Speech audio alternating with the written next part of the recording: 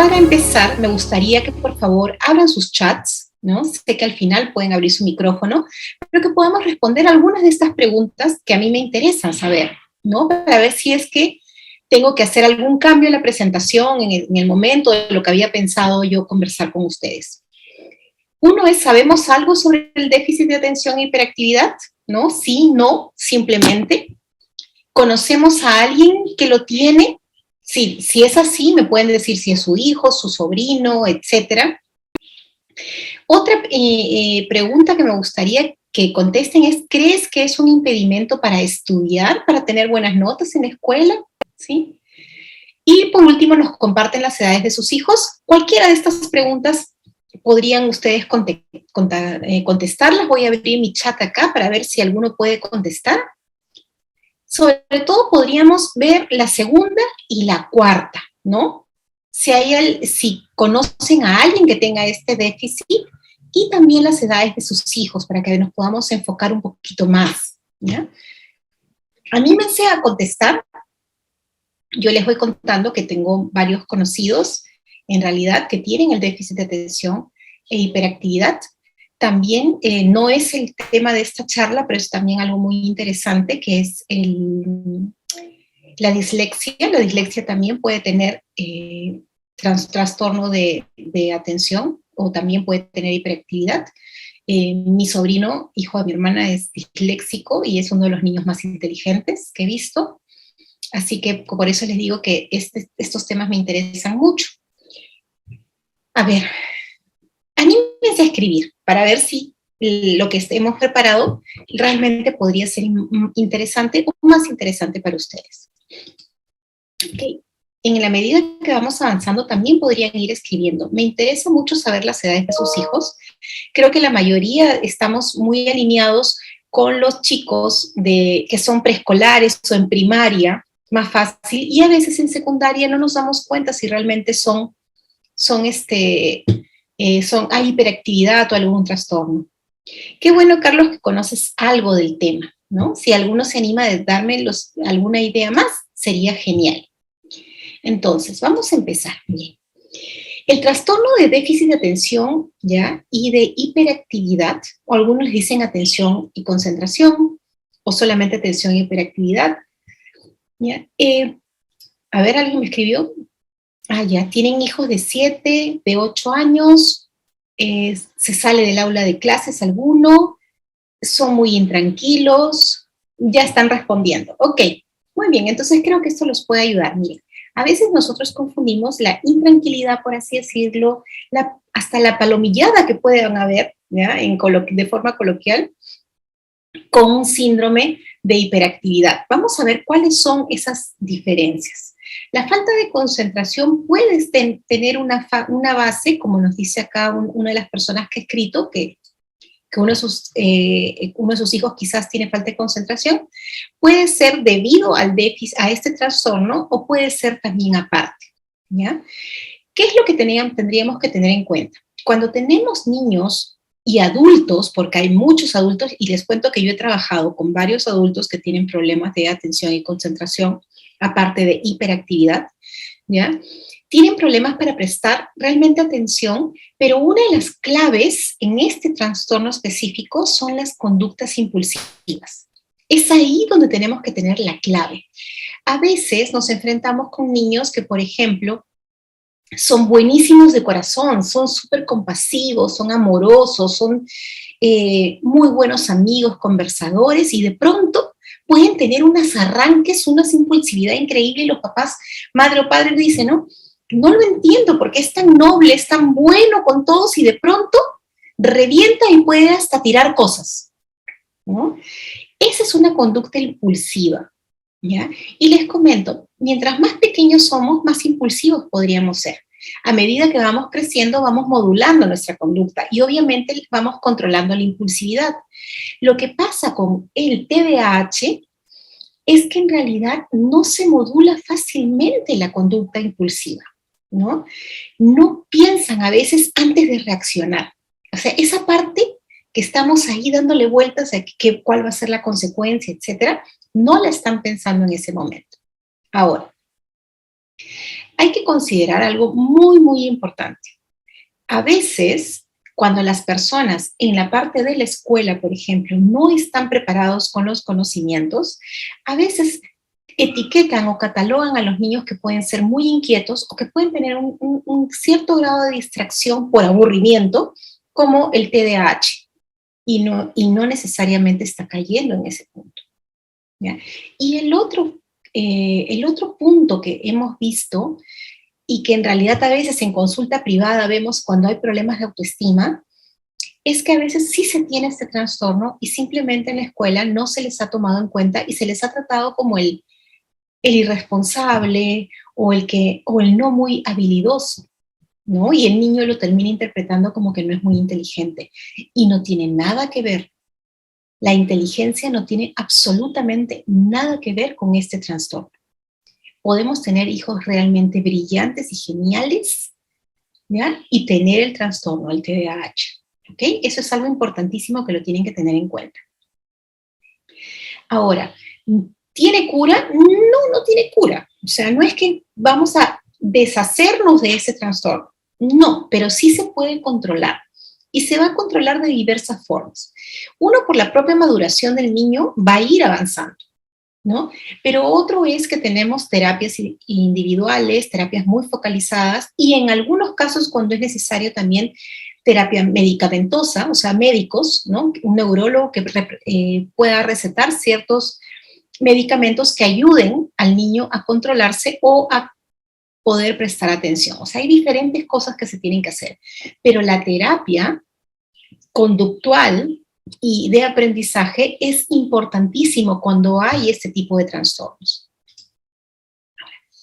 Este trastorno es uno de los más frecuentes que vamos a tener. No es nada realmente grave si lo sabemos detectar y no los estigmatizamos, porque ya les digo, no tiene nada que ver con la inteligencia y no tiene nada que ver con los sentimientos. Es un tema neurológico, ¿no? Y normalmente se diagnostica en la actualidad en la niñez. Gracias a Dios todo ha avanzado mucho. Entonces ahora se puede diagnosticar en el preescolar inclusive. En mi época no se diagnosticaba, ¿no? De los que tienen de 40 para arriba no se diagnosticaba realmente de forma tan temprana. Pero ahora se diagnostica muy, muy rápido. Y si bien dura hasta la adultez, como les digo, pueden realmente tener una vida muy, muy satisfactoria, tanto profesional como personal, ¿no? ¿Qué tenemos que tener en cuenta acá? Acuérdense, el TDAH es trastorno de un déficit, ¿ya?, de atención y concentración. En sí puede ser llamado solamente atención, pero es atención y concentración, y también de hiperactividad. Podríamos entrar a definir más la hiperactividad, pero sería muy larga nuestra charla, porque hay diferentes tipos de hiperactividad también. Pero en este caso vamos a hablar de la hiperactividad conductual, ¿ya? También hay otros diagnósticos, la hiperactividad kinésica, que es la conductual, puede ser la perceptual, etcétera. Pero eso no lo vamos a tocar ahora, se los comento simplemente si es que conocen a alguien o tienen un hijo que ha sido diagnosticado. Entonces, una de las cosas también importantes es, no necesariamente la persona, el niño o niña que tiene ese trastorno no se puede concentrar nunca, porque la clave está que sí se concentran cuando hay algo de su interés. Cuando hay algo muy interesante para ellos, es probable que sí se concentren. ¿Okay? Otra de las cosas que tenemos también que tener en cuenta con la atención y la concentración es que a veces pensamos que los niños pueden estar concentrados por mucho más tiempo y no necesariamente, ¿no? Los adultos inclusive, lo que nos dice la norma es que podemos estar concentrados más o menos unos 15 minutos y después se nos va y volvemos a concentrarnos. Entonces, el que podamos decir voy a estar 1 hora o 2 horas metido totalmente o metida totalmente en un tema, no es real. Si nosotros analizamos nuestra forma de concentrarnos, pues realmente lo que va a suceder es que después de unos 10, 15 minutos nuestra mente se va a ir por otro lado. Vamos a poder volver. Pero lo que le pasa al que tiene trastorno de atención es que no vuelve fácilmente a menos que sea extremadamente interesante para esa persona. ¿Okay? Otro de los puntos que hay que tener en cuenta, recuerden, con el TDAH, es que Hay conductas impulsivas. Hay niños que pueden estar levantados, no sé, pues que se acuestan a las 10 de la noche o 9 de la noche y de pronto duermen literalmente como bebés, como decimos, hasta las 7 de la mañana o 6 de la mañana. Ni se mueven en la cama, pero cuando están en la mañana son más activos. O decimos que son muy activos porque no están muy quietos, por así decir. Pero en realidad no necesariamente tienen hiperactividad, ¿no? Lo que pasa es que son chicos activos, normal, como cotidianamente podemos ser activos todos cuando hemos sido pequeños. Tengamos en cuenta que en la actualidad hay muchos más estímulos que no se tenían antes. Entonces los chicos suelen ser más activos, ¿ya? No tratemos de no confundir a alguien que es realmente inquieto con alguien que es hiperactivo. ¿Cuáles podrían ser las señales? La falta de, la presencia, perdón, de impulsividad. Alfredo, muy bien, los síntomas de TDAH en personas adultas que me estás preguntando, los voy a decir al final. Si no los digo, por favor me lo haces recordar, pero para terminar realmente el concepto. Ahora, ¿cómo se diagnostica? Esta parte es muy importante que ustedes la tengan en cuenta, ¿ya? Porque para diagnosticar el TDAH, desde el aspecto psicológico, ¿ya? Porque el neurólogo tiene ciertos criterios que va a tener en cuenta que también se basan en estos puntos, pero solamente psicológicamente hablando nos enfocamos en el DSM-5, ¿no? Que es el Manual Diagnóstico y Estadístico de la Asociación Estadounidense de Psiquiatría, el American Psychiatric Association. Es donde están todos los trastornos, desde los más pequeños hasta los más complejos, ¿no? Y así como existe la Organización Mundial de la Salud para temas de virus, de todo lo que tenga que ser salud en sí, más física, ¿no? Que tenga que ver con bacterias, virus, todo, endémicas, etcétera, ¿no? También existe el DSM, ¿no? Que ahora estamos en la versión 5, donde vemos todas las partes psicológicas, por así decirlo, y psiquiátrica. En esto nos basamos. ¿Cómo lo podemos diagnosticar? Aquí vamos a ver algunos puntos que son clave, ¿ya? Y es importantísimo que lo tengamos en cuenta. La falta de atención.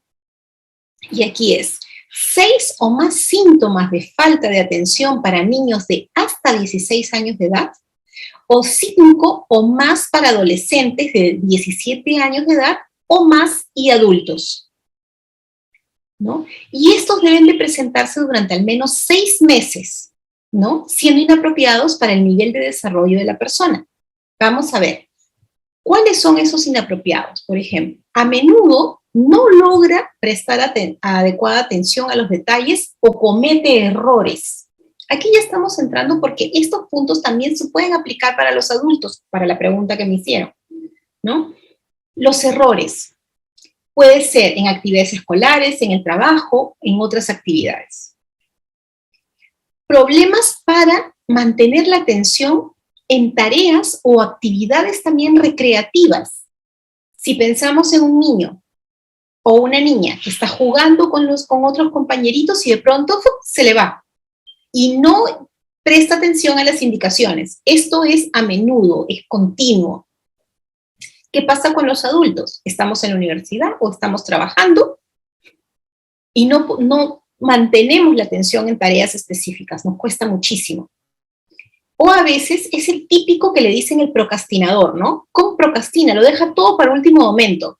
No es que sea un procrastinador, a veces es que tiene problemas de atención y concentración. Entonces no necesariamente en el momento puede atender, ¿ya? Sino que tiene que ver otras cosas. Recuerden que la persona que tiene dificultades sí puede atender más tiempo siempre y cuando le guste mucho, esté muy entusiasmado. Si tiene que estudiar o hacer actividades que no son de su agrado, pues se perderá muy rápido, ¿no? A veces pareciera que no nos escuchan, ¿no? O que no cumplen instrucciones, o que no pueden completar las actividades. Todo esto en un lapso de 6 meses, 6 o 5 veces que nosotros nos hayamos dado cuenta. Problemas para organizar actividades, tareas, cómo organizarse, ¿no? A veces también puede ser la pérdida de cosas, ¿no? Dicen, ay, pero pero ¿dónde tiene la cabeza? A veces no han escuchado eso. ¡Ay, Dios mío! Va a perder si no la tuviera sobre los hombros, se la perdería porque todo pierde. Eso he escuchado varias veces, sobre todo gente ya de 40 para arriba, ¿no? Que lo dice de esa forma. Bueno, puede ser un problema de atención. No recuerda dónde pone las cosas. Se distrae cuando está hablando, ¿ya? Y también olvida algunas actividades diarias. Estos son algunos criterios que se utilizan para ver el tema de la atención y la concentración. Existen test, existen pruebas, ¿no? Que se trabajan como psicólogos por psicólogos y también psiquiatras y también neurólogos. Pero estos son comportamientos que ustedes como padres o como personas adultas que pueden tener algún riesgo de tener un conocido, alguien querido que podrían considerar esas acciones y tenerlas como base para después llevarlos a una consulta neurológica. Ahora, para hiperactividad, igual, 6 o más síntomas de hiperactividad, impulsividad, para niños de hasta 16 años de edad, o 5 o más para adolescentes de 17 años de edad o más y adultos. O sea, es lo mismo, ¿no? En un lapso de 6 meses. Vamos a ver qué cosas tendríamos que tener en cuenta. Esto es bien claro. A menudo se mueve nerviosamente o da golpecitos con las manos o los pies, o se retuerce en el asiento. Esos que dicen, ay, pero parece que tuviera ahí algo que le está picando porque se está retorciendo. Es que no puede estar quieto. Pobre, ¿no? Y a veces en realidad, lo digo así con amor y cariño, porque en realidad a veces los maestros, las maestras dicen, oh, no puede estar quieto esto, pero en realidad no puede, pues, ¿no? Quiere estar, está muy activo, ¿no? Otra de las cosas que miren, se me está olvidando, ¿por qué es importante, aquí en un paréntesis, por qué es importante consultar al neurólogo? Es porque a veces se confunde el problema de atención con cuadros de epilepsia de petit mal, ¿no? Yo he tenido casos, he visto casos, en realidad ya no me dedico tanto a la parte educativa, más a la parte emocional, pero en algún momento que trabajaba mucho esto, veía casos de niños que, por ejemplo, estaban hablando con ellos y de pronto se quedaban estáticos un ratito, ¿no? Y me decían, uy, se desconcentra. Y cuando llegan al neurólogo tenían epilepsia de Petit. Eso quiere decir que no hay una convulsión física realmente visible, pero simplemente se están quedando totalmente, aparentemente en blanco. Entonces, por eso es la importancia también de consultar al neurólogo, ¿ya? Este es un punto vital. Tanto para el TDAH completo o para algún aspecto específico, el neurólogo es vital. Tienen que realmente consultarlo. Es más, cuando nosotros como psicólogos diagnosticamos, les decimos que vayan al neurólogo de todas maneras para corroborar, ¿ok? Sigamos con el tema de la hiperactividad, ¿no? A menudo puede dejar el asiento cuando se espera que se quede sentado, ¿no? Vamos a ver si tenemos alguna preguntita. Perdón, ¿alguien me está escribiendo? Bueno, buenas tardes. Puede ser sumamente inquieto, puede trepar, puede correr. A veces puede decir, oye, pero no corras, camina, pero corre. Eso me ha pasado a veces, ¿no? Que he visto padres que les dicen, madres y padres, este niño solamente corre, no camina. Bueno, a veces puede ser así, ¿no? Hay mucho movimiento, hablan de manera excesiva, puede soltar respuestas antes que se le termine la pregunta, ¿no? Les dice el clásico, no tienes paciencia, ¿no? Les cuesta mucho esperar su turno, ¿no? Sí, María, voy a explicar, no sé, no te preocupes. Le cuesta mucho esperar su turno y también a veces interrumpe a otros. Ahora, hay casos muy específicos y aquí no quiero, cuando uno ve estos temas o cuando le da los tips de ver conductuales, tampoco es para que se puedan generalizar, ¿no? Porque a veces hay niños que, por ejemplo, están en la clásica fila del colegio, ¿no? Todos hemos hecho fila, hasta ahora todos hacen fila, ¿no? Y hay el clásico que está fastidiando a los demás, que está haciendo como medio chacotita, en otras palabras, ¿no? Y dicen, ay, es que es hiperactivo. No necesariamente.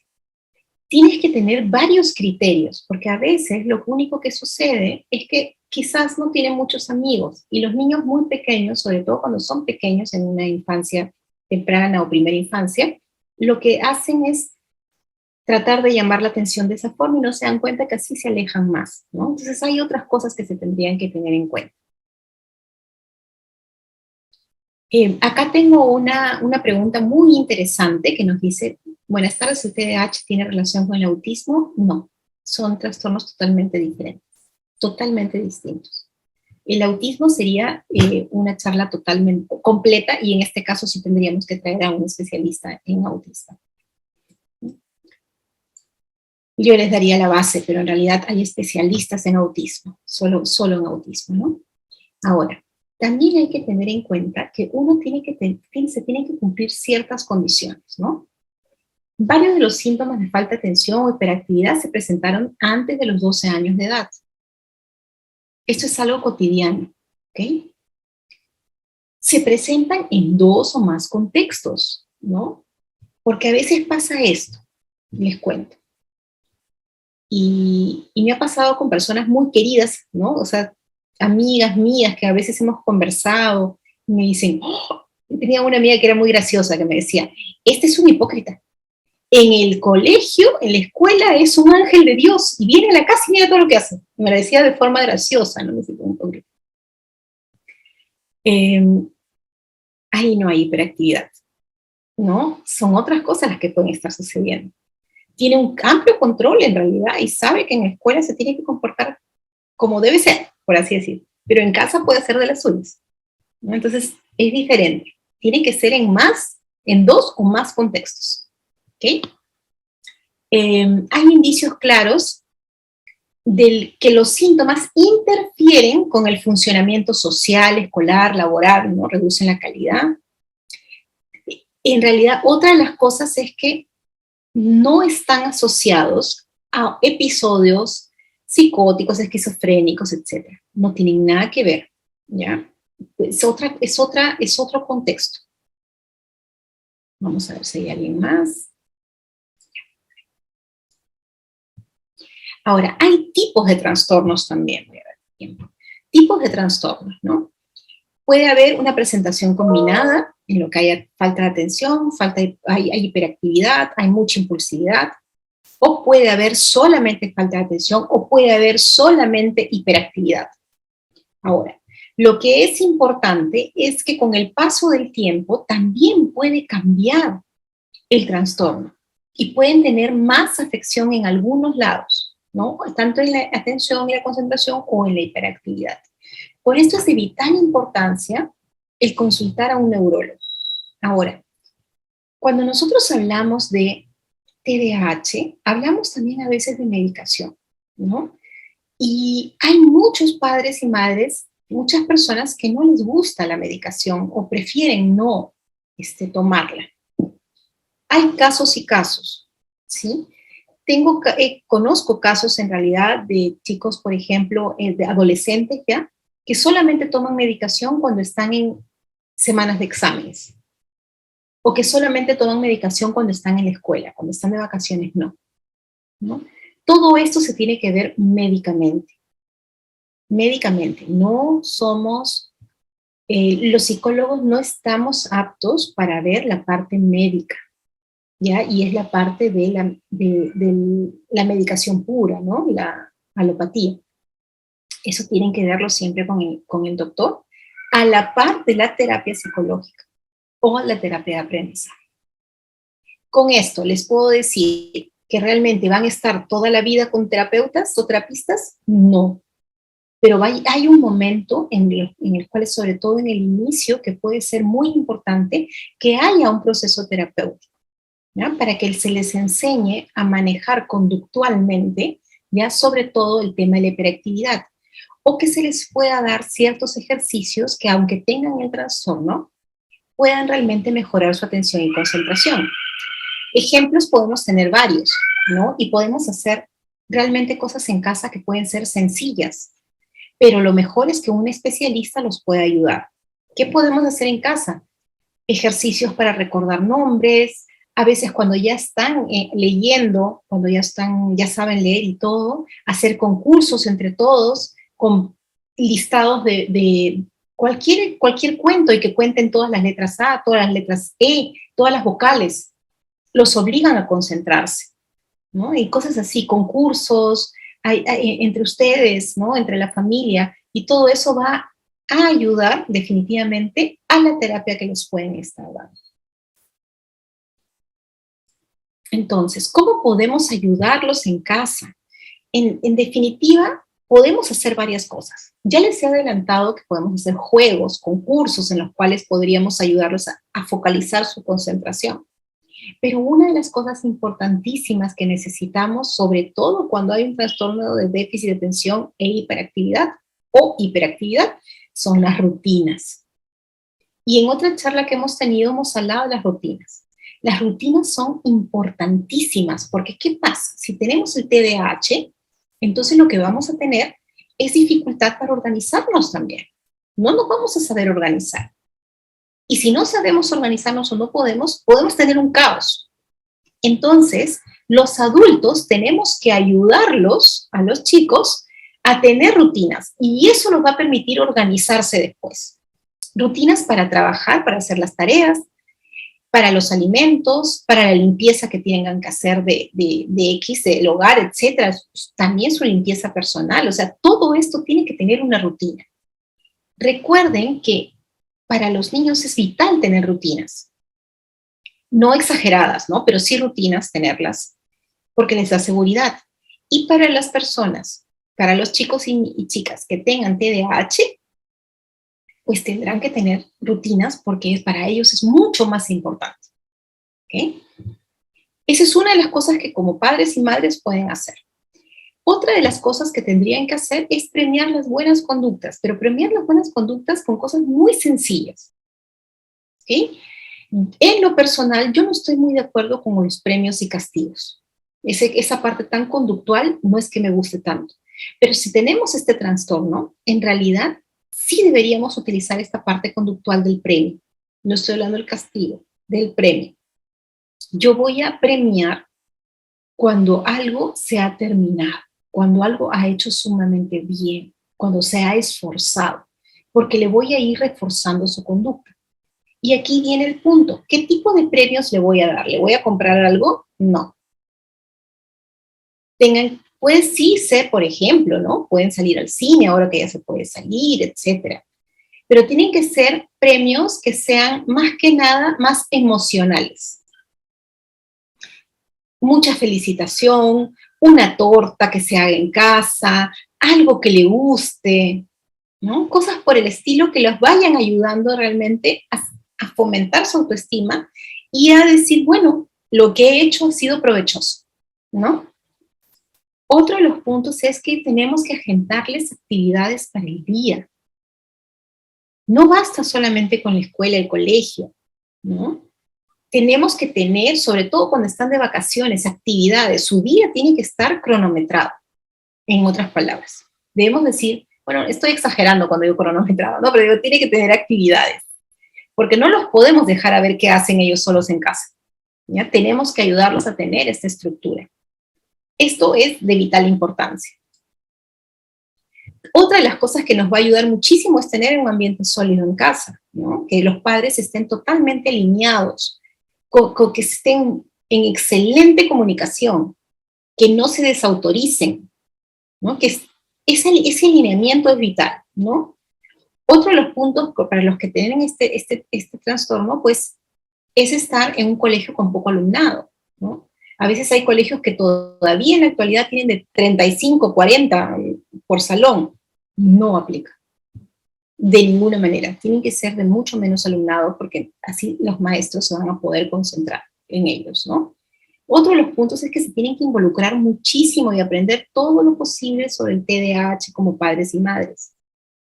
Vayan a foros, hablen mucho con los terapeutas, investiguen, ¿no? ¿Cómo podría afectar realmente a su hijo o hija? No necesariamente todos tienen las mismas conductas, ¿no? Y hay cosas que pueden afectar más a unos que a otros. Otro de los puntos es concentrarse en enseñar una cosa a la vez. Y aquí inclusive tiene que ver el tema con los juguetes, sobre todo cuando son chiquitos, cuando son pequeños, ¿no? Vivimos en una época que tener muchos juguetes es fácil, ¿no? viene el cumpleaños, viene Navidad, o no viene nada, ninguno de esos, y ya están llegando regalos. Para las personas que tienen dificultades de atención y concentración, no pueden tener muchos. Lo ideal es que se pongan menos cantidad. Si tienen 100, pues guardo 90 y le dejo 10. Porque, ¿qué pasa? Si no tienen, mejor dicho, si tienen mucho, ¿en qué momento se concentran en uno? ¿Cuándo es que los podemos ayudar a concentrarse? ¿Ah? Eso es importante.